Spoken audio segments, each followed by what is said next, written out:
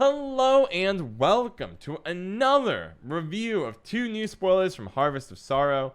I've only read one of them, which is the Illusionist, which is what we're going to start with. The last two cards for Nilfgaard. It's going to be hot. It's going to be fresh. These takes are coming right out of the oven for your viewing pleasure. So let's see what we got.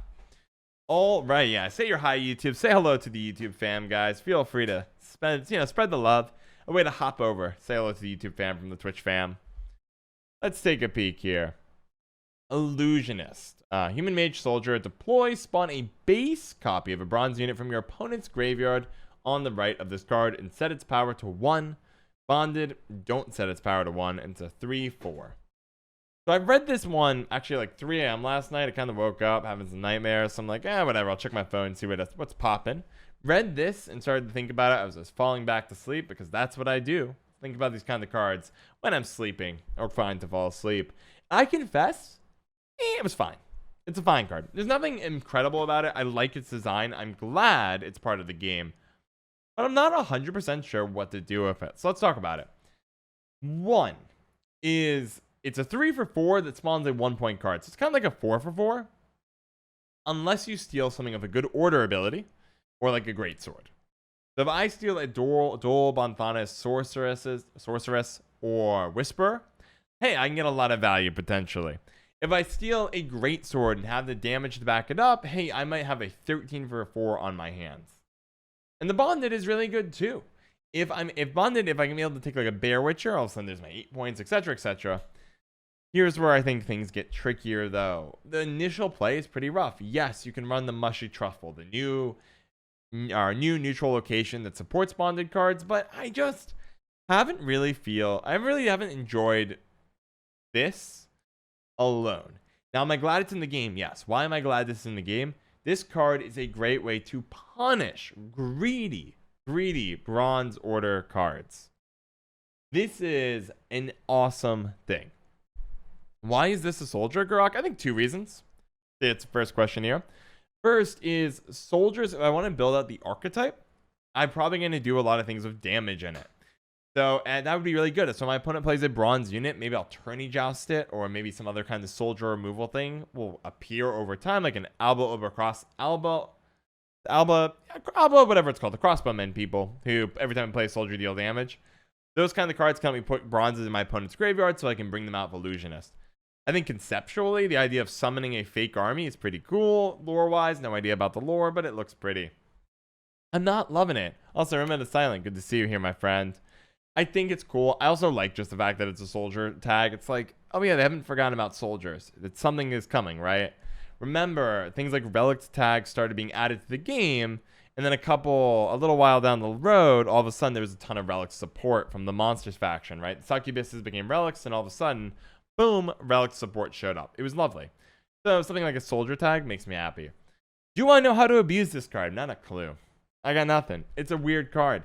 I'm glad it exists though. These are the kind of cards that excite me. They make the game more complicated. They make it more interesting and give you more meaningful card choices and allow CDPR to have more room to expand with things like bronze order abilities. Or saying interesting engines. Like if I yoink your engine, kill a Hamadryad, make a 1-point Hamadryad, and then find a way to give it vitality, I get rewarded very quickly. I like it. Is it broken? No. Is it the type of card I hope they keep adding to the game? Yes. The design is cool. It's neat. It's interesting.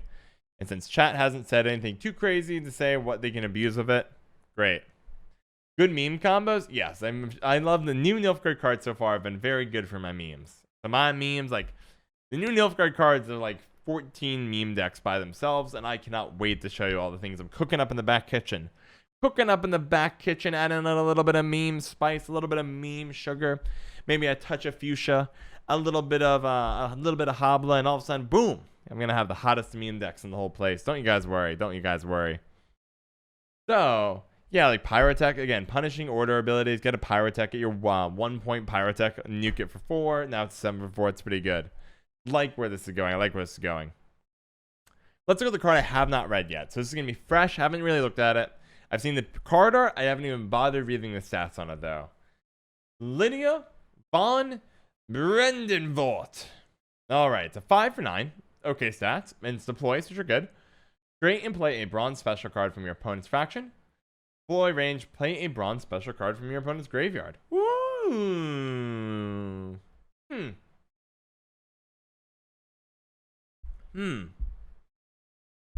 Not broken by any means, but it is very good. It is very, very good. I can't see how to break this thing, but I'm going to enjoy playing it in assimilate decks. More things that create cool stuff and do more fun stuff is good. It's kind of like a better Triss is the way I'm going to think about it. Yeah, I guess that's the best way to think. It's just better Triss Telekinesis for 2. Anti-orb, yep, it is anti-orb HNP. Oh, that's a good call out there. Good call out there. I think orbs are in trouble, though. I think the next patch is not going to be nice. CDPR said, you know what? We were being more aggressive with the ban hammer than ever before. Like, monsters got smashed last patch. I think they're going to figure out that we want Syndicate Smash, we want Scoia'tael Smash, and I think they're going to get it.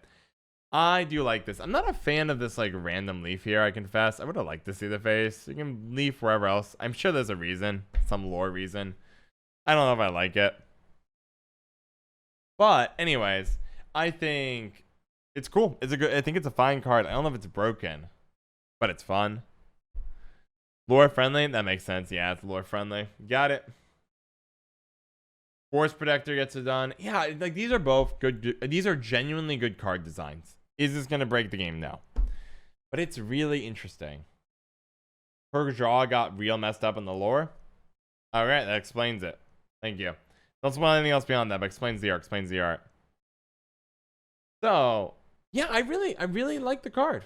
I don't know what else to say. It's just like a cool, fun card. It gives me that feeling that Bribery gives me. Bribery is a card that gives me a cool unit for my opponent. Here's Lydia, better Triss Telekinesis. I play here, I kind of get a card I want. And the fact that it's flexible is really good. Do I want to yoink one of your graveyard things like Orb or Nature's Rebuke? Yeah, I can just do that. Or Madrame. Would I rather take a YOLO shot, try to get a key special I really need from your faction? Maybe I need removal. You don't have any removal in your grave. Let's YOLO it. I actually really like it. I don't think it's, again, no, not a P. It's a good card that I'm going to be happy to have in the game. Look forward to some great times. Well, this was the easiest card review yet. I think these are both pretty straightforward. I don't think this is busted. Not busted. Good in general just to have as a cool anti-graveyard or anti-order bronze tech. And this is just a good card to have in general for assimilate. Now, why don't we go ahead, pop up the Plague Gwent real fast. Let's pull up the other two and kind of get a picture of where these cards are going. For Price of Power. For the Nilfgaard faction. And what would be on my mind right now. Nilfgaard. Again, the other two have not been uploaded. They'll be uploaded later on. But Imperial Practitioner, Bredevoort's Renegade. Assimilate's definitely getting pushed. This is what they want Nilfgaard to go forward with. And of course, like Braffins and Terra Nova, it's almost guaranteed that's the case. I think Imperial Practitioner is the only one that will obviously see a lot of play. Lydia might see some play, depending on the meta and depending on what decks Nilfgaard's struggling with. But because right now they're not really struggling with Spell Scoia'tael, they just lock and kill everything, which is fine.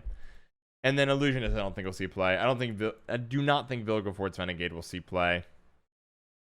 And that's that. Can you still sign up for the tournament? Of course you can still sign up for the tournament. As long as it's not like Friday, 1 hour before the start of the tournament, you're good. That means you on YouTube also, watching this, you should have time to still sign up. So you should totally do that. How many potential memes from this? In terms of memes, Illusionist, maybe I can think of some stuff. Lydia's just good. Just a fine card. Nothing special. But all in all, Imperial Practitioner is a card to watch out for. This card is so dangerous. So dangerous. What do you think will counter assimilate so far? I don't know, Garok. I think it's really tough because if you like TLG just put out their meta report today. So let's pop over there really fast. Welcome, Ilya. It looks like to be potentially one of the largest Gwent tournaments of all time. Gosh, I hope it goes well. So if we look at the meta report, I'm just going to grab it real fast. It came out literally today. Look at the Nilfgaard assimilate list. Here's kind of the problem with it. Here's the thing I don't like about it. It is an assimilate list of a ton of answers. It's not very engine-y anymore, right? Look at this. Journey Joust, Amnesty. You have things like Yenvo. You have Vincent in here. And then also you have stuff that's like, hey, I'm going to Mage Torture, maybe steal a good card, and maybe it's a removal based, something dueling or whatever. Terra Nova can spawn it. There are a lot of tools that you can run with these assimilate decks, so countering it will be tough because if a deck is able to have answers to a lot of things, imprisonment too, for Pete's sake, not even double cross anymore. If you're running a lot of answers on top of hyper consistency via Blight Makers and Dead Makers, or Dead Man's Tongue, on top of just good cards and engines overall, I'm a little iffy to see if Line Pockets really takes a hit. And I think they're going to take a hit. I think Line Pockets has been the same deck that I played for against the past 9 months against the same exact deck. I think this is going to take a hit finally. And unless Assimilate takes some serious smashes to the face, I think we could be welcoming ourselves a new Overlord, a new deck that seems to have all the answers. And welcome our Assimilate Overlords. But it depends on the patch. Again, patch notes are huge, in many ways bigger than just the new cards themselves. Relics became a monster, last card drop, because they also buffed every single crone by 1 provision, meaning instead of 6/8s, there were 6/7s. Opening up 3 additional provisions to the deck.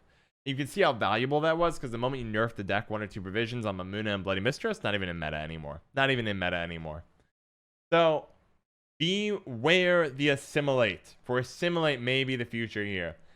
You're a good card to have, you're fair. You're a good card to have, you're interesting. You're a good card to have, you're interesting. You're a terrifying card, I'm glad you're in the game, but Imperial Practitioner might just quietly slot into something like this here. You cut an Experimental Remedy, maybe an Amnesty, and you just slot them on in. Cut your Tourney Joust, pop in a different 5-cost tactic of removal, like Assassinate, and then all of a sudden you have a really nasty deck put together. And boy, is it going to hurt.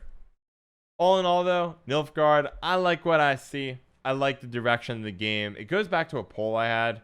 Let me do a full screen right now while I go over to my YouTube community tab real fast. I want to bring up a topic really quick. I'll stop singing and talk about the poll. The poll was this one. Do you feel that Gwent is becoming too complex? Yes, it's perfect. And no, add more complexity. We are moving in this direction. The new cards are really slamming the complexity. And I love it. I love it. So you should eventually see, if I were to run this poll again in 2 months, I imagine you're going to go from here to here, unless people start to warm up to more complexity. But we're getting more complex.